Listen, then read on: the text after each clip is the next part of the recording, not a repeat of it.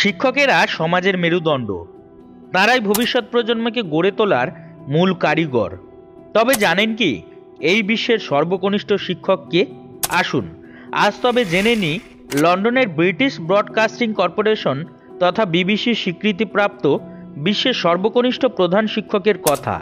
মুর্শিদাবাদের বেলডাঙ্গা গ্রামের এই শিক্ষকের নাম বাবর আলী।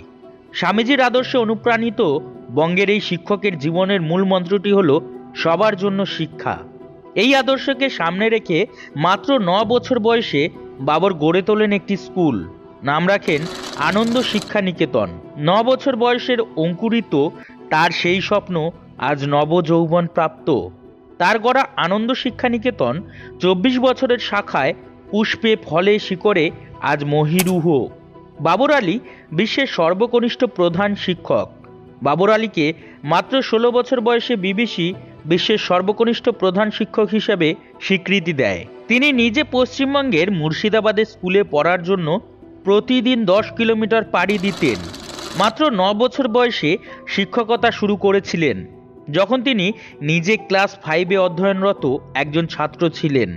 তিনি লক্ষ্য করেছিলেন যে তার বাড়ির আশেপাশে অনেক শিশু রয়েছে যারা দূরত্ব এবং দারিদ্র্য পারিবারিক পটভূমির কারণে শিক্ষার সুযোগ পায়নি। এর সমাধান হিসেবে আলী নিজেই প্রতিদিনের ক্লাস শেষ করে তাদের পড়াতে থাকেন। পড়ানোটি তার বাড়ির উঠোনে পরিচালিত হতো।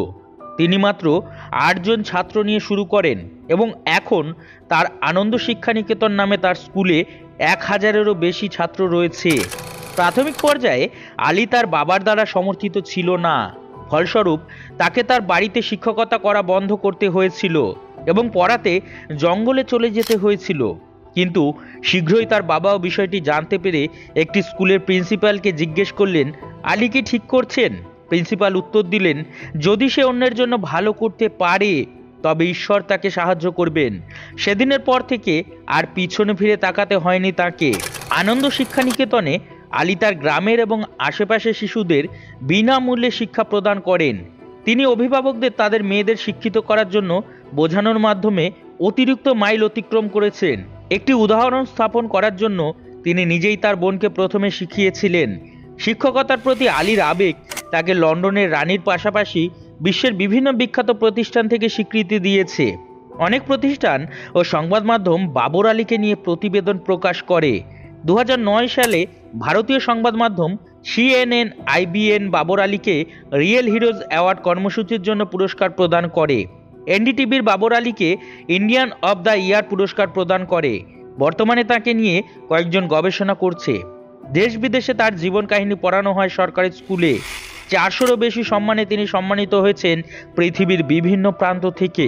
সামাজিক অর্থনৈতিক হাজার বাধার মধ্যেও অদম্য মনের জোরে কিভাবে মানব সেবায় নিজেকে সঁপে দিতে হয় তার জ্বলন্ত উদাহরণ বিশ্বের সর্বকনিষ্ঠ প্রধান শিক্ষক বাবর আলী।